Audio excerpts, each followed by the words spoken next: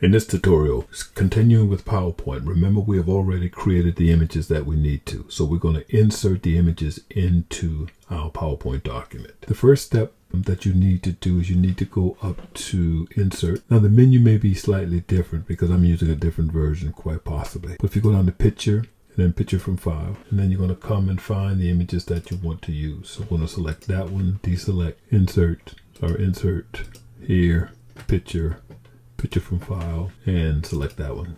Now all of them might be quite big, but if I just drag down here, and I know now that I'm going to want this picture round about that size. So what I'm going to do, this one is sort of different in terms of the width. So I'm going to just drag it in like that to make it a circle. There we go. Then I'm going to take that one, put it underneath. What I'm then going to do is I'm going to drag this down to make sure that this one is almost the exact same size, because remember that they need to be the same size. So that should be fine. So now I'm going to drag that one over. That's going to be the first one.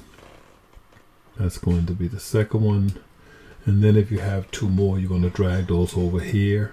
And one of the things that you can do, usually what happens is if you click here and you get the guides, notice the guides here. And then if you click down here, you should have the guides that will allow you to even make sure that it's aligned properly. All right, so that's the second step. Remember that all the images need to be the same size and aligned properly.